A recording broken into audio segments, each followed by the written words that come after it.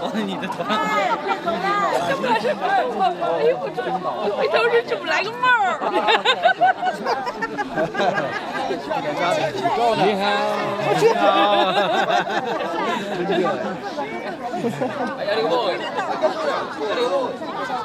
C'est ici que tout commence, le pit numéro 3 des Terracotta Warriors.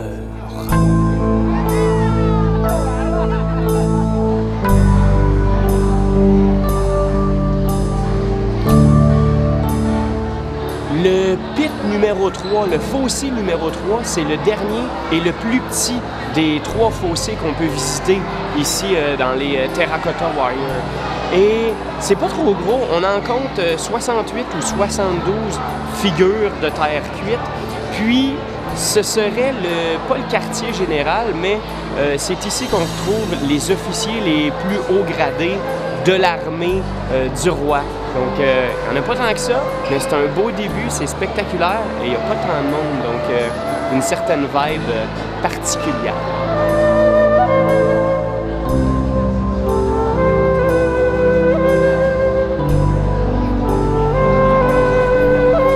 On vient tout juste de sortir du fossé numéro 2, toujours au Terracotta Warrior. Et ici, on dit qu'il y aurait environ 1300 figures de différents types de soldats. On a les archers assis, les archers debout, la cavalerie et l'infanterie. Le seul point, c'est que la plupart ne sont pas déterrés, donc c'est plus des buttes de terre, mais on commence à voir l'ampleur de ce qui nous entoure. C'est immense.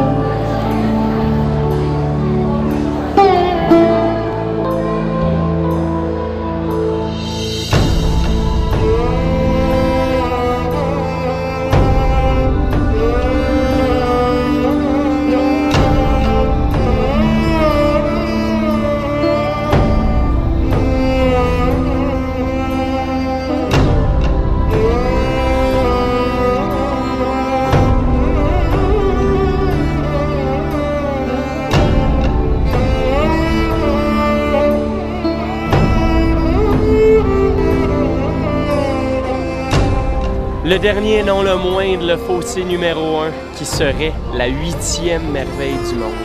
On dit qu'il y aurait 6000 figures à l'intérieur et nous, on devrait être en mesure d'en voir environ 2000. Fait que là, on est excités.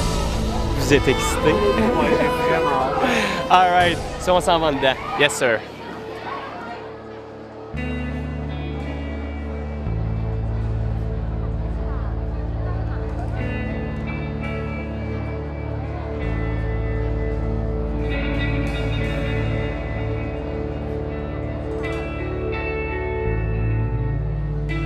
C'est non loin de l'ancienne capitale impériale, Xi'an, qu'on retrouve cette fameuse armée des soldats en terre cuite.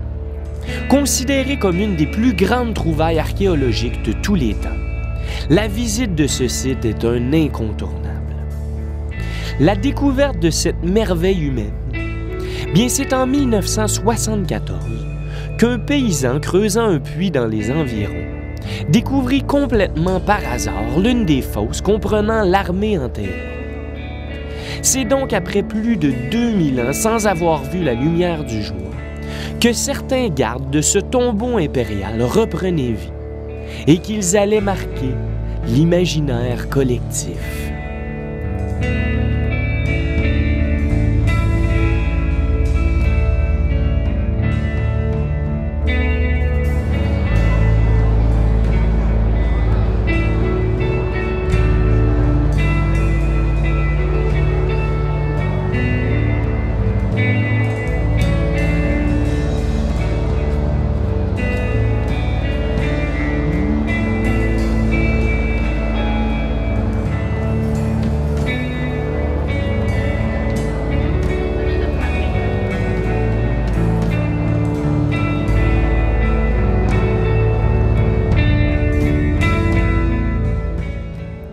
Pour ce qui est de la petite histoire, bien c'est l'empereur Jin Shi Huangdi, premier empereur unificateur de Chine, qui, pensant probablement continuer à exercer son pouvoir après sa mort, décida de faire sculpter une véritable armée, destinée à le protéger dans l'autre monde. Littéralement de taille humaine, il faut savoir que chaque soldat, cavalier ou archer sont uniques. Que ce soit les yeux, les cheveux ou même la grandeur, chacun diffère des autres, ce qui rend encore plus impressionnant ces gardiens de l'au-delà. Ajoutez à tout ça que les sculptures datent du 3e siècle avant Jésus-Christ et qu'initialement, chacun des soldats était peint en couleurs représentant les différentes unités de l'armée. Et il ne vous reste qu'à imaginer à quel point le site devait être impressionnant lorsqu'il fut terminé et scellé à tout jamais.